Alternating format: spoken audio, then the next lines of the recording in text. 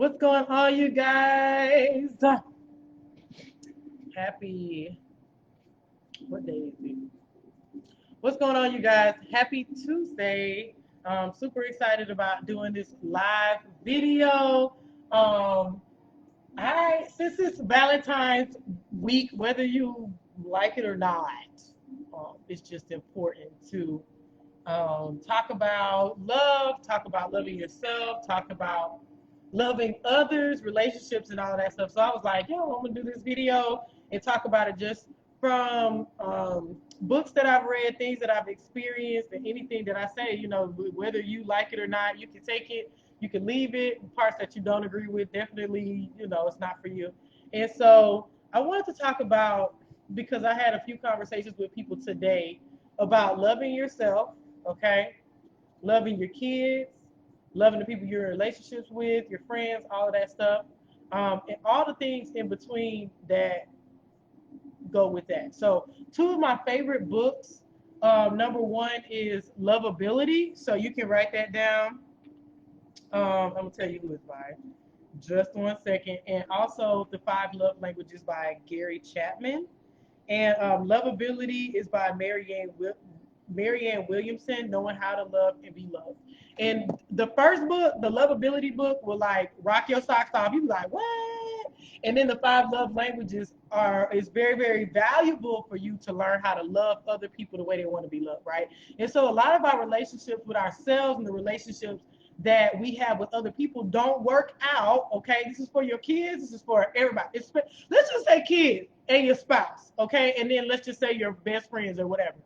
A lot of us have relationship issues and interrelational issues because we are not loving people the way they want to be loved. And in fact, you probably are not loving yourself the way that you want to be loved. Okay. And I think a lot of that comes from comparison game. A lot of that comes from social media, because social media will have you thinking that you need to be loved in a certain way and people need to love you in a certain way just because they saw it on TikTok or they saw it on Snapchat or they saw it on an Instagram post. And that's not true, right? You got to dig deep and be like, okay, how do I want to be loved? And, how am I going to love other people? So I'm just going to go through a few questions to ask of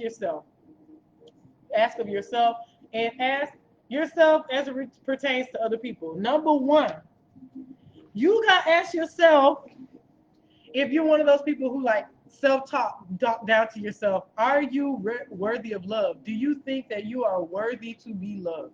Okay, and this is not like, this live is not a pity party live. This live is 100%. Let me get this straight, right? Because with love, like an unconditional love, births passions, it births vision, it births you manifesting the life that you will love yourself. Okay, it's not just about marriage, kids. It's not just about intimacy. It's not about that. It's about really creating a life that you love. So, number one, do you think that you're worthy of love? A lot of us are trying to get into relationships with people who don't think that they are worthy to be loved. And so you spend most of your time trying to convince them that they are worthy to be loved. That's not your job. That's not your job. Your job is to nail down how you want to be loved and get very clear on how you want to interact with people. So you got to figure out, like, number one, do I think I'm worthy to be loved? And if I don't, maybe you need to get some counseling. Maybe you need to read some books. Maybe you need to do some more personal development. Maybe you need to be around people who will love you a little bit more, right? And of course, that's like a very, very like high level, right? So that's number one. Number two, are you open to be loved? And I'm gonna be 100, and I tell all my friends this: when Boosie came out with Independent, all of us singing it. Now a whole bunch of us super single, right? And we can't seem to find love because we've relied on ourselves so much. So you gotta say, am I open to being loved? There are certain parts in your life where you may not be open to being intimately loved or loved by someone in that way, like spouse, boyfriend, girlfriend, whatever you want to call it. If you got to ask yourself, in this season, am I open to it? Because if you're not open to it, don't waste people's time, right? Don't waste people's time thinking that you in it to win it and you not. You're just not at that place. And that's okay, because as human beings, we can live in duality. As human beings, we are multifaceted. So we're able to say, today I may feel this way, tomorrow I may feel another way, but today this is how it is, right? Number 3, are you willing to learn and unlearn the concepts of love that you've created within your mind, right? Whatever you thought was love when you were younger may have been domestic violence, right? It maybe the way that your parent or your caregiver said that they loved you is not a healthy way, right? And maybe you pass that down to how you treat your kids or you treat your spouse. So I would love for everybody to think about, how do I treat the people around me and who passed that down to me? And if it's toxic, say it is what it is.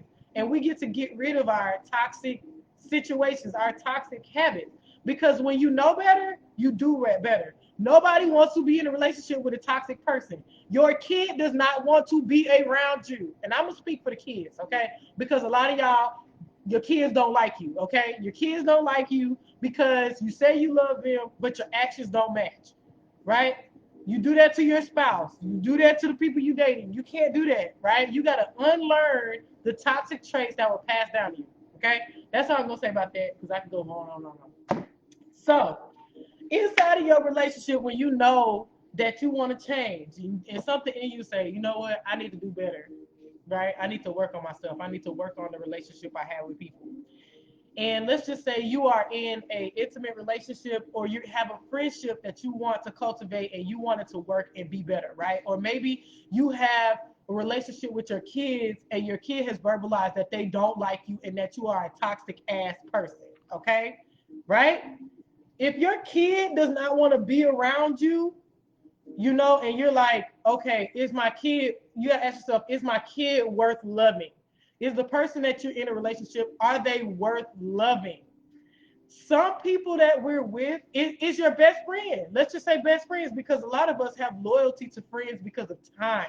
We don't have loyalty. We're not, you know, in the relationship with them because we want to grow with them. We want to do life and all that stuff. We're just doing it because of time. We've been friends since 3rd grade. So, you know, so the question is the person that's valuable to you in your life, are they worth loving? Are they worth of course they're worth loving, ultimately creation. But for your responsibility, are they worth loving? Are they worth your time? Are they worth unpacking their skeletons? Are they worth it for you? And guess what? It's okay if in this season they are not worth it, because you're maybe learning how to love yourself more. And one of my mentors, Dr. Joelle Billingsley, she said, the mind's eye is just it's like a pie, right? It's 100%. And we only can use a certain amount, 100%. So if 50% is going to giving to people, and the other 15% is going to give it to your church, and then the other 15% is going to your kids, where do you have to love yourself? You don't have it. So you got to take it from somewhere else, because we're not infinite beings, only the creator is. So we only have a little space, right? So ask yourself, is this person worth loving? If they are, this is number 2. Are you open to learning how they want to be loved? Because this is where the 5 love languages come in. And it is not comprehensive. This is just like a high level overview. There's different ways that people like to be loved. And this is how you find out. You find out how people want to be loved by paying attention how they treat you, or how they love you, or they show their appreciation for you. Okay? So the 5 love languages are acts of service. So that means, like, if you need something to be done, that person's always there, right? Number 2, it's physical touch. People who touch you feely, they like to hug, or they like to touch, or whatever. They just, for couples, they like, your husband or wife, they like smash, okay? Or they always touching you, something like that. Even for kids like to hug and all of that stuff. You just pay attention on how they show their appreciation for you. Number 3, gifts. Does the person always buy you something for your birthday? Does the person never ever miss a holiday? Do they? And it could be something little. Are they always bringing you a little gift? They're like, oh, I found this. I thought of you, and right? The next thing, quality time, right? Quality time. They always want to go out to eat, or they want to go get dinner. Like, they want to kick it with you, or they want to sit and watch a movie, or whatever that is. And then the last one is words of affirmation. Are they always telling you that you look cute, you can do it, you fire, your outfit's tight, like you've been doing it, right? So those are the 5 love languages. And the way that you find out how somebody wants to be loved is how they treat you. Okay. Now, there are people who get divorces. Okay? There are people who get divorces. There are people who fall out. There are people who fight. All of that because the other person is not willing to love the person how they want to be loved. Okay? So for example, and this is in the book as well. Um, there's a husband whose love language is physical touch with his wife. The wife's love language is acts of service. She wants him to do the dishes, right? But he's thinking, well, at least we have sex, at least we do this, but she's withholding from me, and I just don't feel like I want to be here no more. And she's like, I don't want to do that. I just want you to do the dishes. Well, the husband ended up not willing to do that. He's like, I don't do that. Men don't do that. Like, I don't wash the dishes. I don't take out the trash. I'm not going to do that. And so the relationship ended up not working in what seems to be very, very petty. But neither party was willing to love one another the way they express love on how they felt being loved. And it doesn't matter how good of a person you are, right? And I'm like speaking candidly. There are people who are like, I be laying it down in the bedroom. Baby, she don't care if you laying it down, like, or he don't care if you laying down in the bedroom. She wants a Pandora bracelet, right? Or he wants tickets to the football game, or a pint of Hennessy, right? Or she wants you to change her flat tire, and you over here say, I always tell her that she's beautiful. That's not her love language, right? And so you gotta say, am I open to loving that person in the way that they identify with being loved? And sometimes that's very, very hard, especially when the two people have different love languages, right? So mine is quality time and words of affirmation, and maybe the person I'm talking to is physical touch and acts of service. I have to, right? I have to decide, is he worth me loving him the way that he wants to be loved? And in the same token, he has to do that for me and say, is she worth that? Even though I don't like doing it. And some of y'all have friends like that. I had a friend who loved like just gifts, and I'm not a gift person. Y'all just be like, y'all just have to figure it out. I'm not a gift person, right? And at that point in life, I was not willing to be a gift giver. I wasn't willing to do that. So what happened to our friendship? It didn't work. Then I have another friend, ironically, gifts again. And so when I read the book, I was like, okay, is our friendship at this moment important enough for me to show her that I love her and that she's valued? Yes. Okay. So when holidays come around, I have to make sure I give her a gift, even if I have to grit my teeth, right? Even if I'm like, oh, I don't want to do this. It don't matter. That's just how she does it. Okay. So that's number 2. Number 3, will you choose to love them that way every day, right? We know love is a choice. Okay. Love is a choice. It's a choice. Am I going to choose this person every day? When I wake up, am I going to choose them? Right? And my mom, she always said, D, you gotta marry somebody for another reason besides the traditional love. Because you may wake up one day and you probably will, and you do not have the feelings like that for them. And you have to go back and say, why am I here? And are they worth it for me to stay, right, in this relationship and communicate with them the way they're able to receive it, right? So that's number 3. And number 4, this one was so powerful. Talked to my friend Crystal Thrash, and she was like, there's a lot of people in the world, right, that you can choose from, whether it's intimate, whether it's friendships or whatever. You have to ask, with their skeletons that they're going to bring along with them, because all of us have it. We're bringing baggage with us. Even though we're developed, we still got those tendencies. You have to ask yourself, Are they worth unpacking? They bring all of this luggage. Will you unpack their luggage until they're done unpacking it, and then you put it away? You have to put it away. And if that person is not worth unpacking, then you probably need to figure out how you're going to exit stage left, right? Otherwise, that person might have chosen you. They might have been like, oh, sure, like, I'll stay here. I'll unpack your luggage. I can do this. It's not a problem. You, on the other hand, might be like, this ain't the one, right? And so the lovability, like understanding how much you love yourself and do you think that you're willing to be loved, has to happen first. Has to happen first.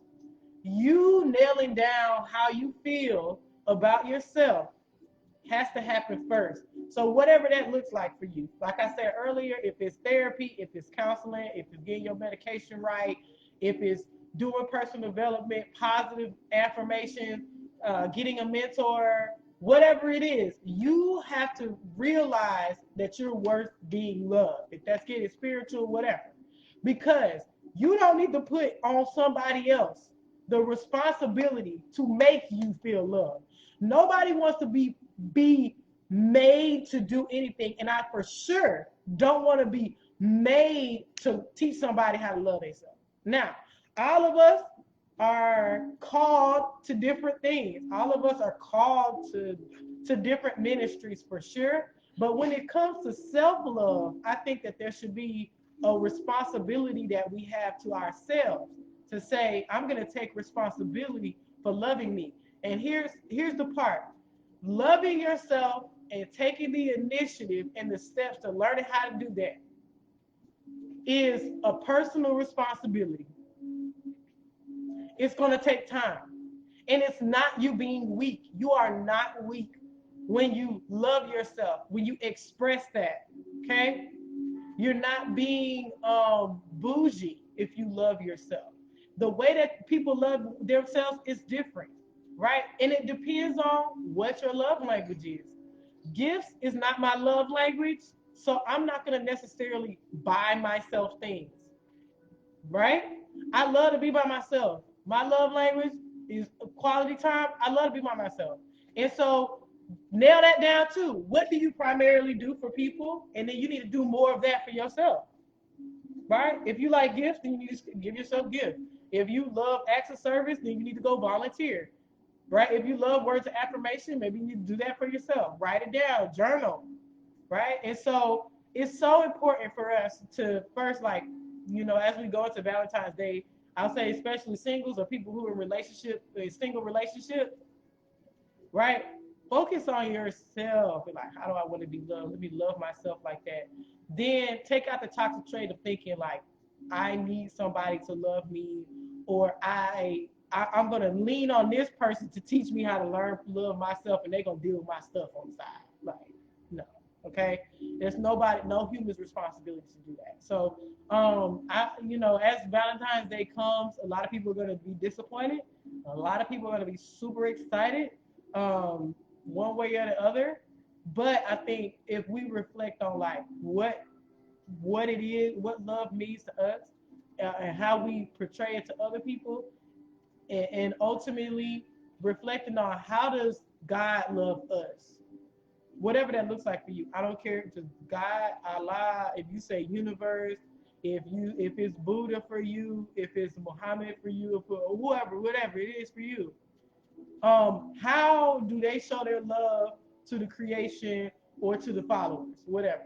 So you get to pay attention to that and say, okay, that's how I'm going to love myself, and then I'm going to from there have the capacity to love people how they should be loved. So just want to share those two things with you guys. The two books are Loveablitliy by Marianne Williamson, and The Five Love Languages by Gary Chapman. And I wanted to share that because a lot of our kids, okay, are growing up 100% not feeling loved, okay? And that's because we've passed down the toxic traits and are not willing to love our kids authentically. And if there's any educators on here, they can probably tell you, right? And you could literally tell whether there's love in the house, whatever that looks like. It doesn't have to look like hugging and kissing. If there's love and respect and honoring in the house by the way that a kid treats the next kid or treats themselves, right? And as adults, we have to start being very accountable for our generation that's coming up. And we have to say, you know what? I brought the kids to the earth. Or if you decide to be a mentor, you decide to be in a kid's life. So guess what you just get to do? You get to love them the way they want to be loved unconditionally. And you get to put your toxic traits away because it's not about you, right? And the same thing with relationships. If you have invited someone into your life, if you slid into the DM, right? You followed them around the club or around the grocery store, or you've been pursuing them for years and years and years. You get to put your toxic traits away, and you get to show up as your powerful self. End of story, right? So I hope this helped. That just was on my heart about talking about love and all of that good stuff. So make sure you read those two books. Read the five love languages with your spouse or your partner or with your kids or with your friends. I think he actually has the five love languages for parents. So please read those books, and because they're going to really, really help you identify why your relationships work or why they don't work. What's the common denominator in it? So just wanted to share that. I love you guys. I hope you have an incredible day. Talk to you soon.